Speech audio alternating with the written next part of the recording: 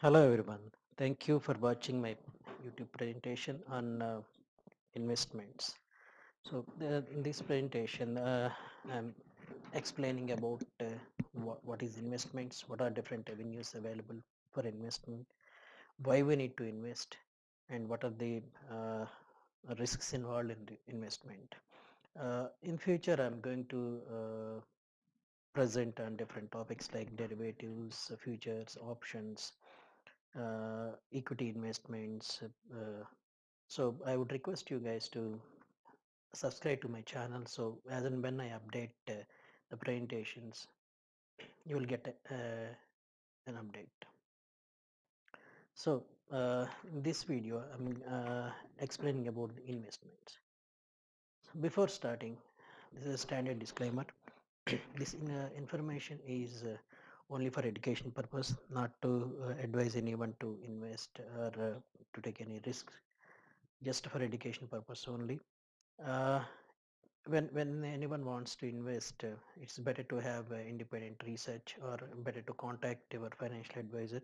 Investing in stocks, futures, and options involve a risk of loss any funds, so better to have proper uh, research analysis before investing. Right. So what is investment? Investment can be defined allocating money to assets with the hope that in the future it would provide some benefits such as generation of income. So the main purpose of investment is to generate some income out of the excess amount. So the money you earn is partially spent and the rest is saved for meeting future expenses. Instead of keeping the savings ideal, you may like to use savings in order to get return on it in the future. This is called investment. So uh, if you take an ideal person who is working and once he get the income, so post his normal expenses, whatever the family expenses, other expenses, whatever the excess amount is having, that should be invested somewhere to gain returns. So that return should be in different forms. It should be either monthly income or capital appreciation. We'll discuss these things in coming slides. So why we need to invest? Basically, I have highlighted 5 points. One is earn a return on your ideal resources, generate a specified sum of money for a specific goal in life, make a provision for an uncertain future, guard against inflation, surplus money. So earn return on ideal resources. Whatever amount you have, if you keep it in savings account, that doesn't make any uh, good return, that doesn't give us any good return. So to earn better returns on your ideal money, so you have to invest some avenues, somewhere. Generate a specified sum of money for a specific goal in life. So each and everyone is having their own goals for in a lifetime, like having own house, or want to buy a car, children's education, or in future post retirement plans. These are all some specific goals in life. So to fulfill those goals, we need to start invest at early stages. Uh, if future is uncertain, we don't know what will happen in future after 12, 20 years or 30 years or even on the next day. So future is uncertainty. So for that, we should be in a position to prepare for any uncertainty in the future. Locking funds in saving account or low interest deposit defeats the purpose of accumulating money. So inflation does it secret work by devaluing your purchasing power when you are not planned your investment properly. Um, each year, your funds fell further behind in purchasing power due to inflation. So inflation plays a key role in our day-to-day life. You would have needed a considerably higher yield to have remained even to counteract the depreciation of your funds. So we know the money always depreciating. If just an example, if you see the 15, 20 years back, the 100 rupees worth and today's 100 rupees worth totally different. If you think of 15 years, if you invest in any bank fixed deposit, within 5 years your money will be doubled. But now the situation is totally different. The return on riskless investment was lower than on one with some risk. So we need to consider where to invest, whether riskless or risky investments. So value of money over time. Let us discuss more about this. Impact of inflation on monthly expenses of rupees 10,000 today and value of 1 lakh over time. So here in this presentation, today's 10,000, if you are spending 10,000 for a monthly expenses, after 20 years that 10,000 will be very less. So you need at least 26,533. So this example is just based on an inflation of 5%. So if the inflation is 5% for over next 20 years, you need at least 26,500 to purchase the same amount of things what you are buying today worth 10,000. That is one part. And the other part, the value of 1 lakh will be depreciating year by year. So because of the inflation, if we have 1 lakh today, if you keep it as it is, the value of 1 lakh, number wise it will be 1 lakh, but the purchasing power you will be get worth of only 35,000 worth of goods you will get for 1 lakh. So by seeing this chart, we need to think. So one way the expenses are, the prices are increasing, the other way the rupee is depreciating. So to balance that, we need to invest to beat that inflation. So an investment program can help increase the value of savings faster if undertaken early and but pursued consistently. So by saying that, so we need to think of, if 5% inflation, this is the amount required. So if inflation increases, so where we stand, we need to always think about that, and we have to plan properly. And one time investment, if you invest one time, how much it will be generated in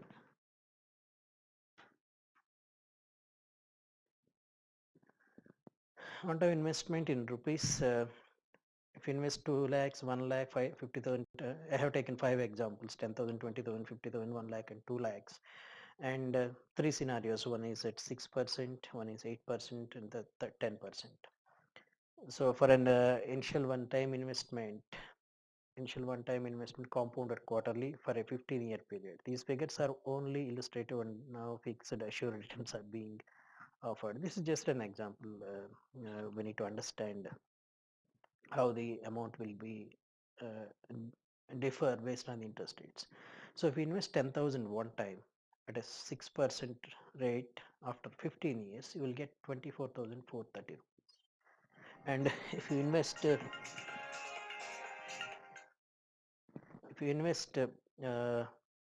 for 8%, you will get 32,800. If you invest for 10%, it will be around 44,000.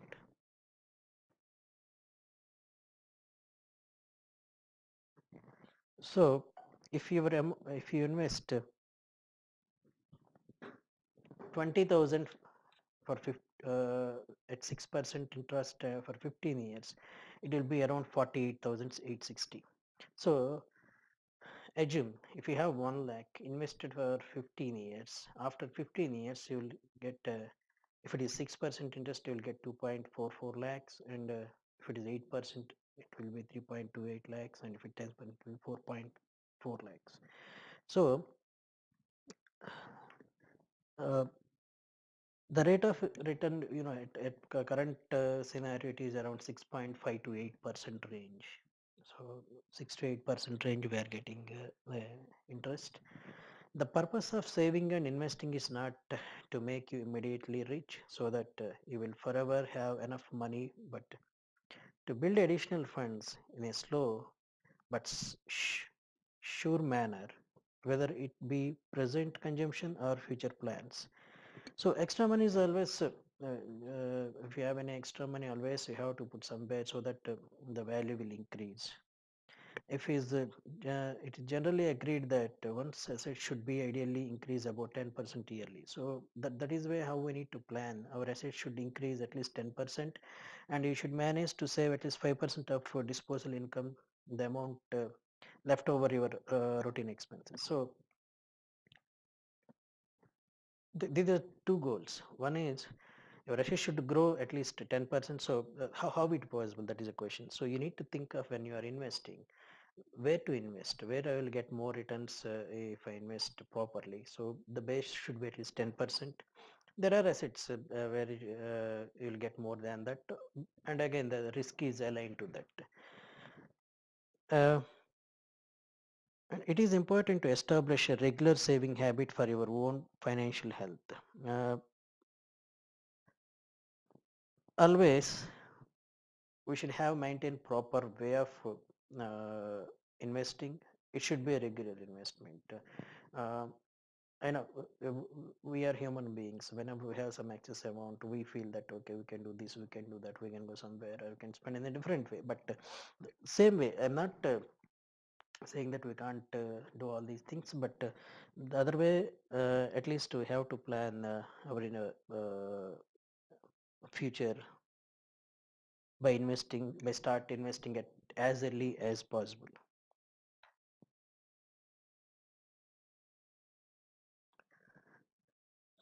So monthly saving. So if you have a monthly saving plan, how it is going to generate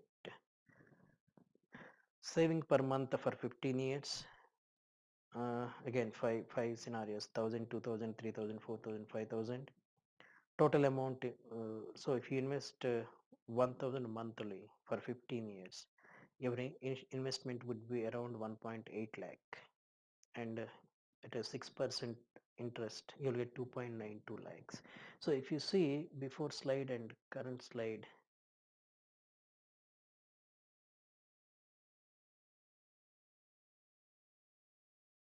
so 10,000 invested will get 24,000 at a 6% rate. So if you invest 1,000, it will be 2,400. So if you invest 1,000 per month, it will be around 1.8 lakhs. So your rate of return, if it is 6%, it will be around 2.92 lakhs. And if it is 8%, it is 3.48 lakhs. And if it's 10%, it is 4.17 lakhs. Suppose if you have the capability of investing 5,000 per monthly continuously for 15 years, your investment would be around 9 lakhs. And at a 6% interest rate, you'll get 14.61 lakhs at the end. And with a 8% interest rate, 17.41 lakhs. With a 10% interest, 20.9 lakhs. So it is monthly installment compounded monthly for 15 years. This is just a hypothetical example. So how much we are getting if we invest? You know the rule of 72. So if you want to know uh, how much time will it take to double the amount, simply you can do 72 by divided by the interest rate. You will get the uh, years of time to double the amount. For example, if your interest rate is 6%, if you 72 divided by 6%, it will be around 12 years. So at current scenario, it will take at least 10 to 12 years to double the amount. And if it is 8%, it will take 9 years to double the amount. So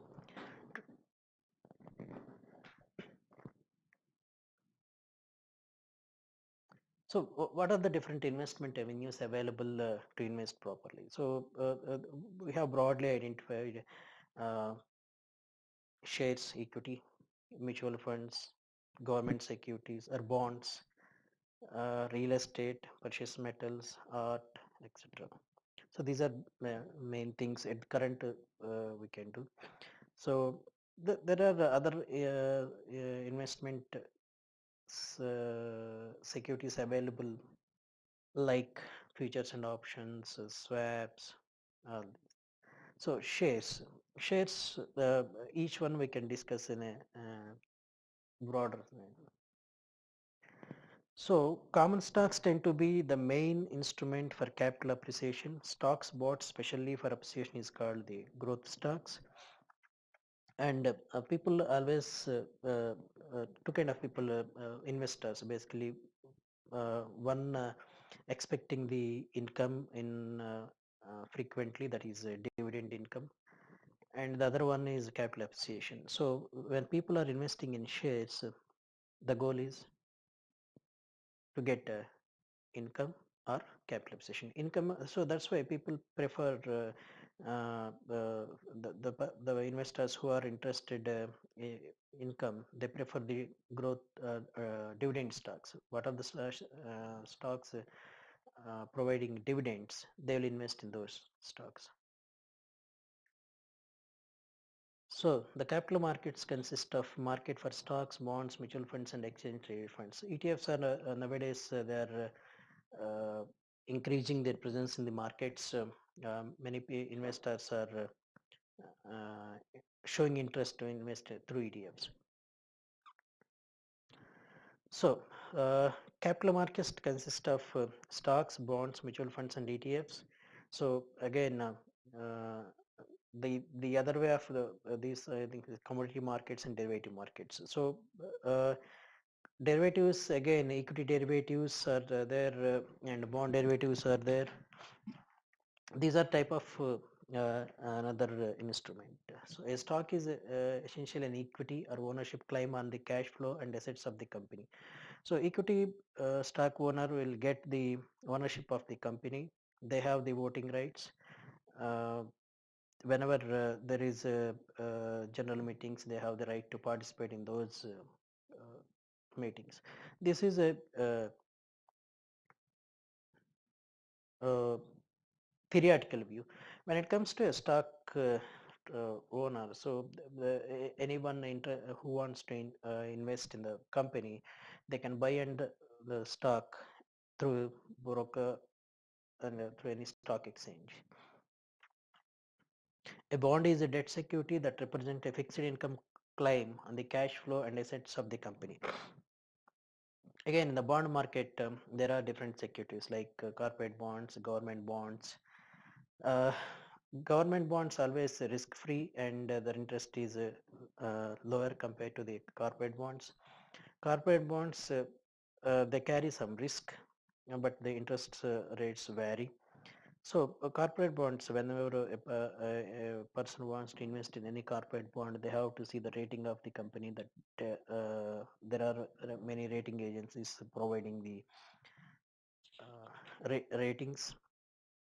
So a good rating company always give less return, less interest, but the safety is high. The risk is very low. So that's why when we are investing in bond market, so we need to check all these things. And mutual funds, as a definition, these are the amounts pooled from the public and collected from the public, and they invest in different securities based on the fund. Now, there are multiple funds, like when it comes to classification, multiple classifications of a mutual fund, open-ended fund and closed-ended fund. When it comes to type of funds, equity fund, debt funds, balanced funds, and within the equity there are sector-specific funds. So when an investor doesn't have proper analysis skills, and he doesn't know about the equities, and they feel that the risk is high and they're unable to assess the risk, they can simply invest in um, mutual funds, so that the fund manager will take off all the risks. He will take care of defining the portfolio and managing the portfolio. And even as a low risk investors, they can prefer the debt funds where the interest is the return is low, but the fund manager will take care of the analyzing the fund's debt capacity. So whether the companies what invest in their debts or what kind of ratings, and they'll follow the companies how they are performing. In between there are any risk involved. So a person who doesn't want to take more risk or doesn't want to involve the analysis part, so they can prefer the mutual funds. And ETFs. ETFs provide many of the same benefits as mutual funds. By owning the ETF, an investor can obtain the diversification benefits of an index fund and can also sell short, buy on margin, and purchase small quantities like a share. So ETFs are exchange traded funds. By name itself states these mutual funds are traded in the exchanges. So we can buy and sell through an exchange like a share. So through online we can buy, sell in the same day if you think there is a good return. And just an example to benefit how a short sell is how we can do in the ETFs. Suppose there is a negative news on any sector, and if there is a sectoral ETF, you can sell the opening and you can wait till it reach a low level of the day and you can cover that short. This is how you can benefit like equity. So how we trade like long-term invest, short-term invest, day trading, like you can do same in the ETFs. So commodities markets. The commodities markets offer investor the opportunity to invest in physical commodities. About 50 major commodity markets exist worldwide, and they involve trade in about 100 primary commodities, including mined natural resources, gold, silver, oil, etc., and agriculture products and livestock. So in India, when it comes to India, we have a commodity market, MCX, where we can invest. We can buy, sell gold contracts or silver, agriculture products, metals, agricultural products like soya, cotton, all the things are available. And there are some products even you can call for a delivery. There are specific contract specifications like the quality, quantity of the products and the delivery point. So the big investors or big traders who wants to get buy the physical commodities, they can do the trading through these exchanges. So the exchanges will take care about the quality and the quantity of the products and the delivery. So whenever they decide their delivery point, the exchanges take responsible for all these things. So if the opposite person fails to execute the contract, exchange will get the penalize the person who is not able to execute this contract, and those kind of benefits are there. And the derivative market, it involves trade in derivative contracts. As the name suggests, these are financial contracts whose value is derived by the value of some other assets or security. Commonly used derivatives are forwards, futures, options, and swaps. In India, only futures and options are trading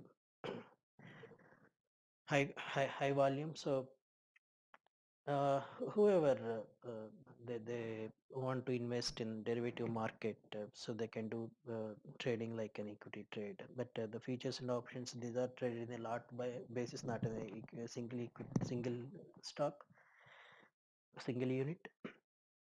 So futures and options, so basically, um, if you want to buy or sell a future contract, you need to maintain some margin. There are different margins there, like initial margin, mark to market margin, daily variation margin. So the benefit of derivatives, you not to pay 100% amount worth of that contract. Suppose, for example, if security is trading at 100 rupees and the market lot is 100, so the worth of 100 shares lot is 100 into 100, that is 10,000. So in the futures, you need not pay 10,000 to buy 100 quantity. Just you have to pay some margin amount like 20% or 10%. There are some calculations on margins. So I'll give a separate presentation on derivatives, basically futures and options. So there I can explain more about the margins. So futures, every day the mark to market margin is calculated and it's debited to the customer. If it is a profit, it will be debited to the customer account or client account or investor account, whatever, uh, by the brokers. Uh, so if he is in profit, that amount will be created, and if he is in loss, the amount will be debited to his account. And options again, when you want to buy an option contract, whether it be call option or put option, you have to pay a premium to the seller, and a seller of any option, they have to maintain the margin with the exchange, because the option seller always will be, the risk is very high and profit is limited. For the option buyer, loss is limited to premium amount and profit is unlimited. But when it comes to the option seller, the profit is limited to only premium which he received from the buyer, and the loss is unlimited. So in these scenarios, they have to maintain proper margins with the exchanges. So equity investment, what is equity or equity share? Equity is the amount of money that investor put into a company in return for a share of the company's ownership. So equity investment, as I discussed earlier, so this is a 1 unit of the company's share capital, and the person who wants to invest in equity and who is the owner of that equity is expected a rate of a return on the equity. The return should be in two forms, as we discussed, like it should be dividend income or capital appreciation. So growth stock investors are not interested in high dividend payouts. For the investor desiring growth, the small the dividend payout, the greater the amount of earning to be reinvested in the business. So growth investors always think that the company, out of it excess capital, they always expect the reinvesting that amount in the business, and they want the business should grow. So when the business grows, obviously their capital will be growing. So that is they want to. If you want a safety, examine both common stock and fixed income investment. Safety in the financial world is not easy to define, since there are so many variables involved in the risk. An equity share, commonly referred to as ordinary share, present the form of fractional ownership in the business. So it's a, if you have hold one equity share, so you are part of 1 unit of total units, total number of units of the equity. Total equity capital of the company is divided into equal units of small denominations, each called a share. So the total share capital is divided into small units. If you see in the olden days, the face value is around 100 rupees, but nowadays we can see the companies with 1 rupee face value and 5 rupees, 10 rupees depend upon. The holders of equity shares are the real owners of the company. They have a voting right in the meetings of holders of the company. So equity shareholder is having the rights. They can they have the right to attend the meetings, general meetings, and they can vote in the AGMs. Even when the company is declaring annual returns, they'll send the balance sheet the statements to the shareholders. In that you can see the proxy statement where you can sign and send. So why issue equity publicly? So what is the reason the companies issue the capital, the equity publicly?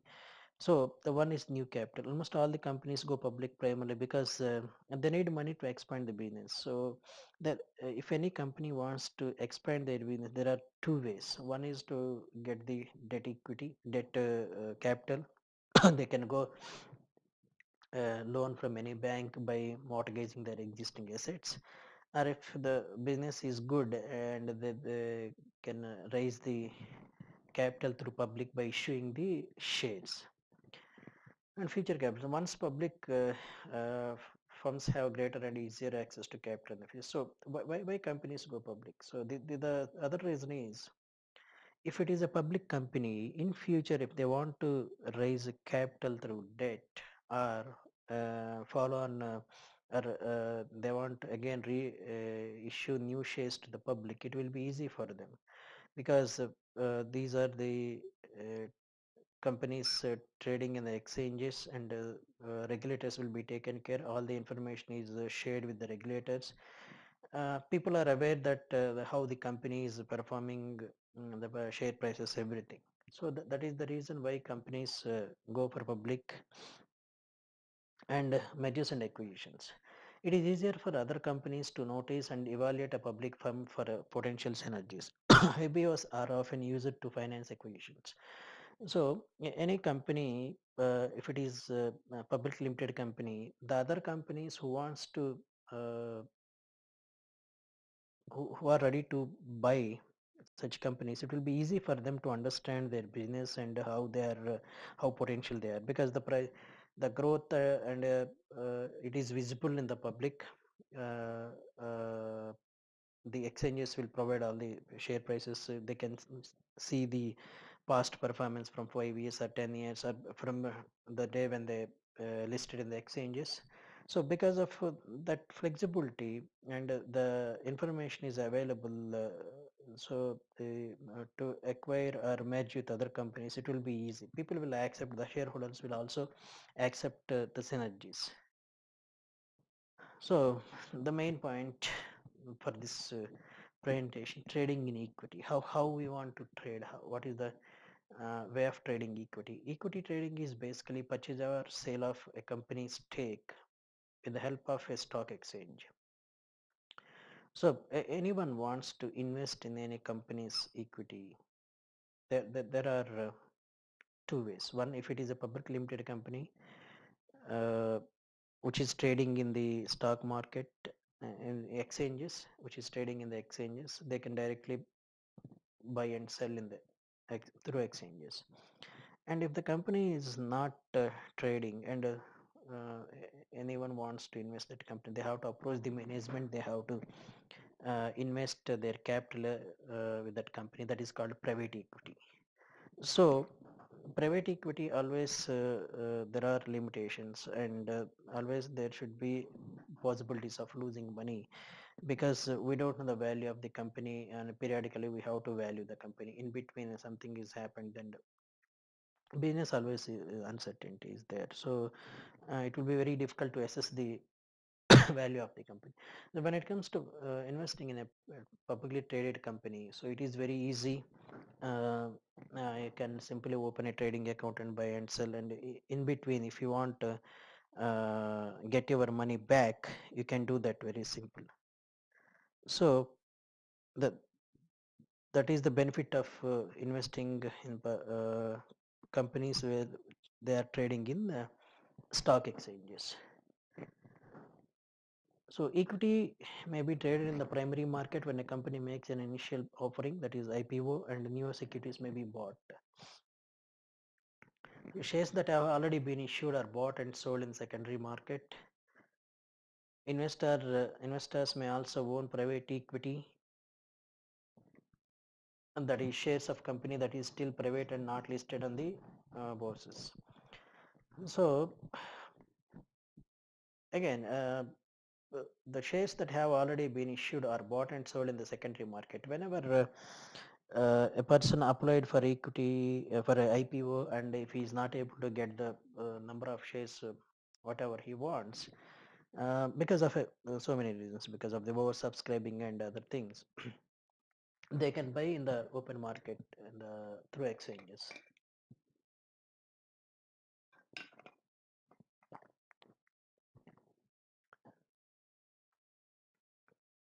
So primary market. The primary market provides the channel for sale of new securities. So a primary market, whenever a company wants to go public, so this is the channel where they can issue the shares to the public. There is a process. So first they need to get the approval from regulators like SEBI and the exchanges where they want to list the securities.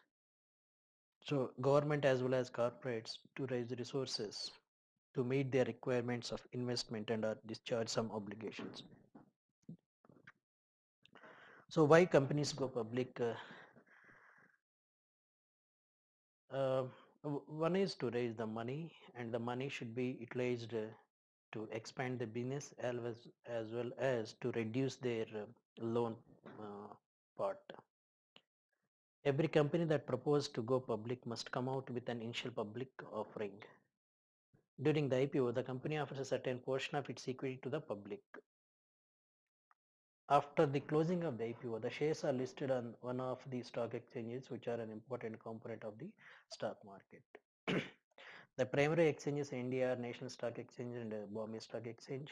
So the IPO is processing is a big one. It is not very simple. So uh, when a company is issuing shares to the public, it should be accepted by the public. But people are ready to invest in that company. So if the listing is if the subscription is not happen as expected, that means the company is not worthy.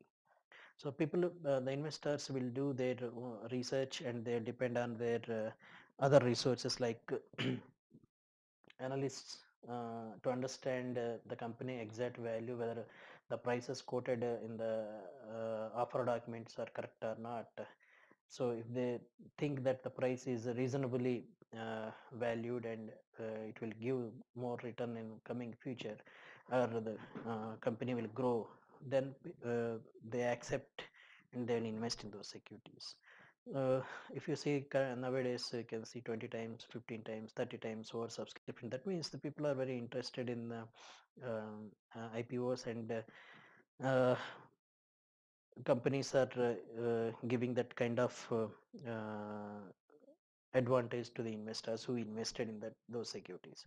So once the securities are issued to the public, these should be listed in any of these stock exchanges.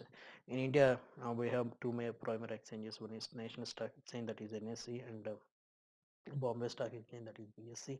So people can buy and sell any of the exchanges. Sometimes people use to speculate buying one exchange and selling another exchange. That is also happen if they have a proper strategy. So secondary market. After the listing of the IPO shares, these are traded on the secondary market, that is through stock exchanges. This platform offers the initial investor an option to exit their investment. Suppose a company issued stocks and the price band is 100 rupees at 125. Assume that it is oversubscribed 25 times. A person, an investor who applied for 100 shares, he got 50 shares because of the calculation, and at the on the day when it listed in the stock exchange, it reached 200 rupees, assume. So the price declared was 125 and the uh, uh, price on the listed day was 200. So anyone who wants to sell in those securities, this is a platform where they can sell in through exchanges, and once the price settled at proper levels, then they can start reinvesting if they feel the company will give good returns in long term. In addition, investors who fail to procure shares during the IPO can purchase these from the secondary market. And in the same example, the person applied for 100 shares and he was unable to get 100 shares, and he's only got 50 shares, and he is expecting the company will grow more in the future. Assume he's a long-term investor, he wants to hold for 5 years or 10 years. So if you want to buy more shares, he can do in the secondary market. That is the advantage in secondary market. Secondary market is market where issued securities are traded on long-term or short-term basis. So in secondary market, that is in exchanges, you can buy and hold for long term, you can buy and hold for short term, or you can do a day trading. And with the help of derivatives, you can sell without having securities. And with the concept of sec lending, you can sell the in the equity market, and you can get the shares through sec lending process, and you can wait till the price fall at certain level, and you can buy and give back to the sec lending. Uh,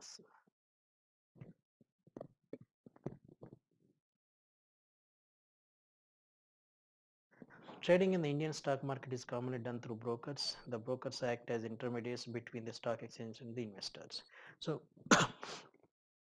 the exchanges doesn't have any direct relation with the investor.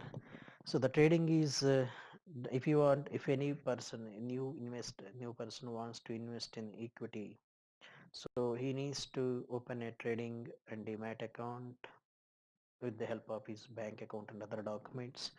And a broker, he needs to approach a broker who is a member of the stock exchange. The broker means he is a member of the stock exchange. So he will take care of pay in payout of securities and cash on behalf of the customer as well as exchange. So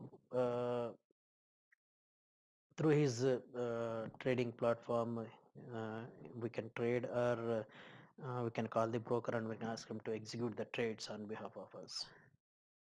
So secondary market refers to a market where securities are traded after being initially offered to the public in the primary market and are listed on the stock exchanges. Um, Majority of the trading is done in the secondary market. Secondary market comprises of equity markets and debt markets. In secondary market, we can see both equity and debt markets. There are bonds traded in the secondary market. So in India, the bond market is very small when compared to the US. US bond market is very huge. We can see bond yields raging, governing all these kind of newses in the new channels. So in secondary market, this is the platform. Majority of the trading is done through the secondary market because the initial public offering, it's majority companies go one time. Post that, the transactions will be happened through secondary market through exchanges. So an investor can trade directly with their investors, directly with the investors, indirectly through a broker who arrange transactions for others, directly with the dealer who buys and sells securities from inventory. So these are three scenarios. Direct, the first one is investor with another investors. Secondary market, a investor who wants to buy or sell, like bulk deals, they can approach the opposite party. Suppose a investor is holding 1 lakh shares of XYZ company. If he wants to sell 1 lakh shares in the open market, it is very difficult to find out a price, a standard price. So what they can do is they can approach the person who are ready to buy those shares, and they can agree a price. They will inform to the exchange to execute the trade at the price. This will be done in auction mode of the trading terminals. So through that, investor and investor can trade directly. So the dealing will be happening directly, but the trade will be executed through an exchange. That is the secondary market. The other one is indirectly through a broker who arrange transaction for others. See, most of the transactions, we are buying and selling the securities through our systems online, trading is happening nowadays very rapidly. So we need not think of who is the opposite party. So the exchange will take care of risk mechanism. They will take care of pain and payout. So we just need to arrange our cash if we are a buy side, and the securities if we are in sell side. We need to transfer before entering a trade. If we are a buyer, we have to transfer the money to broker account, then we can start trading. If we are a seller, we have to transfer the securities to the broker demat account. From there we can start trading. So there is no risk involved on that. We really need not think about who is the other person, who is the opposite party. So directly with the dealer who buys and sells securities from inventory. So there are certain scenarios.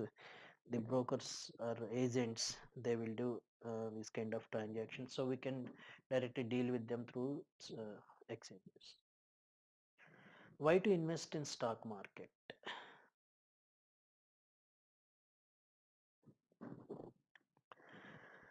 Maximize your returns, beat the inflation, reach financial goals with the right mix of investments, reduce investing risk with a solid asset allocation strategy, reduce risk with a well planned strategy for buying and selling stocks.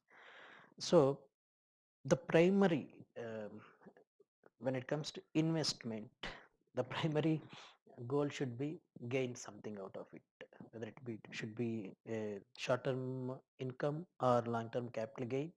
But the main source of investment is maximize the returns. So you have to get something out of uh, the investment amount. And the other thing is beat the inflation. As we discussed in the earlier slides, the inflation is playing a key role in appreciation and depreciation rupee. In majority of the cases, depreciation the rupee.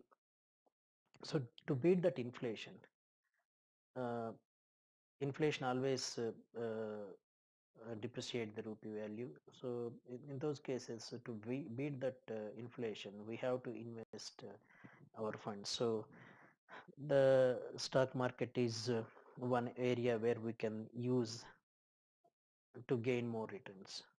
So reach financial goals with the right mix of investments. And here,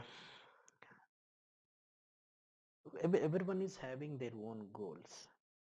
But to reach those goals, to invest to reach those goals, there are different types of securities. 100% we can't invest in equity, 100% we can't invest in debt. It should be a mix of everything. So for few goals we need to invest in equity. For few goals it's long-term investments or short-term investments. So through stock exchanges, stock market, you can invest equity, um, bonds, mutual funds, or derivatives, features and options. Everything is available. So based on your investment style and your requirement, your analysis, you can invest in these stocks. So these are the mix of investment. Otherwise, if you want to create a portfolio for long-term purpose, you can analyze and you can invest.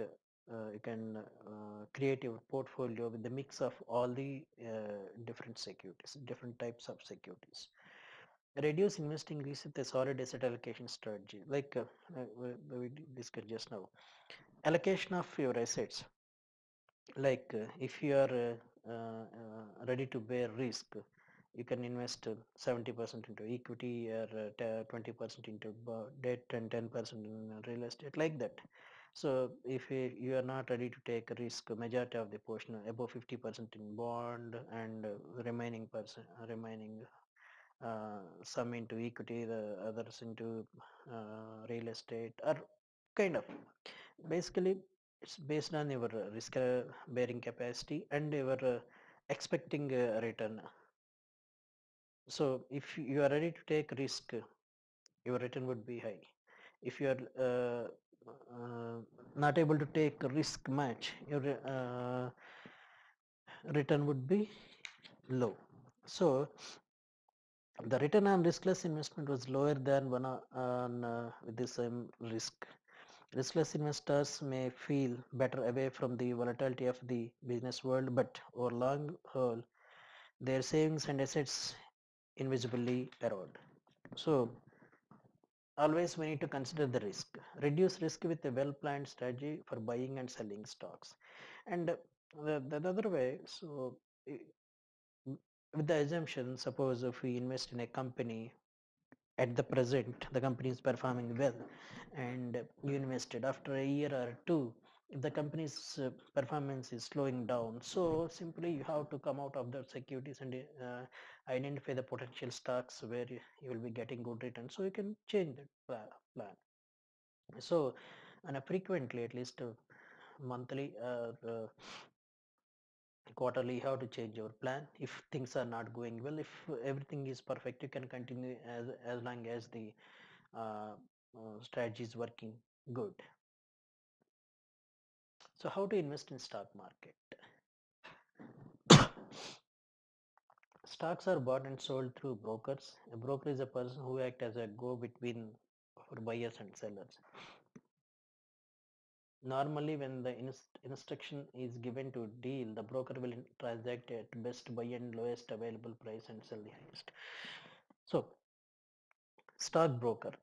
Basically, the broker is not a good word, but it's how it is called in the investment world. So he's the member of a stock exchange. A stock broker is a member of stock exchange.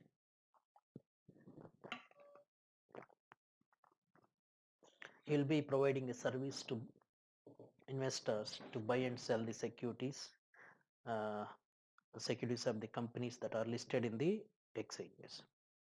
Um, in general, when so nowadays the computers are playing a role, but if you don't have any computer and you are investing, the um, the investor needs to contact the broker to buy and sell the securities, and broker role is buy at low, sell at high. So he will provide the best possible service to buy at lowest possible price, and he will sell at the highest possible price. So this is the role of the stockbroker. Once the transaction is complete, the broker send a contract note dealing the deal. So he will provide the details of the transaction. So once the transaction is over, that is executed in the stock exchange, he will send the information to the investors. First, he needs to confirm the trade, whether it is booked or not, post the closing of the market, and again he will provide the details of the contract note. The contract note will contain the security traded, that is bought or sold, and quantity of the shares, price at what price they traded, and the trade execution number, the commission, how much he charged, and the other duties like stamp duty, other charges, service tax, whatever applicable to the region.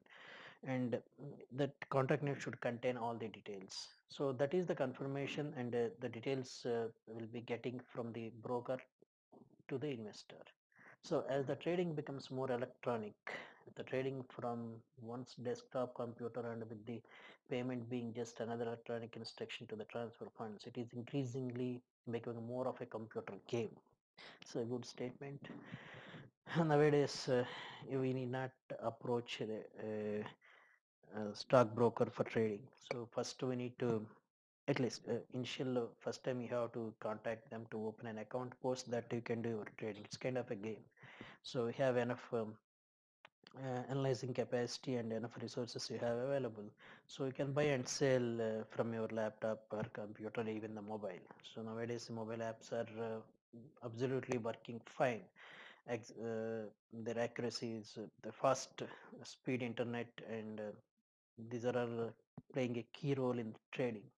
So the, the computers changed a lot in the economy, including the stock market. Business world, computers are playing a major role.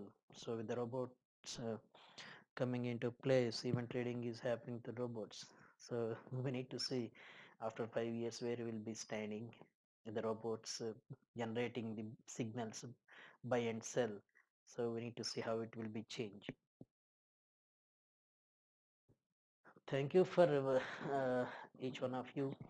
Uh, uh, this is just introduction part of the presentation, the series of the presentations. In future, definitely I will provide more presentations on different topics. Initially, as of now, what I am thinking is a few topics on like futures, options, trading, features trading, options trading, how it is accounted, and what are the parameters we need to consider when trading futures and options, and the corporate actions, how it will impact the uh, shares. There are multiple corporate actions like uh, voluntary, non-voluntary carbon. So this is one topic I am looking, and the life cycle of equity and life cycle of a mutual fund. So how a mutual fund is, how it is starting, what are the different process involved. So when it comes to pure operation side, and what I request you guys is just subscribe to my channel so that whenever I update these series of presentations, you'll get a notification. Thank you once again. I request you all, please share your feedback. So feedback will always help to change the way how we are doing things.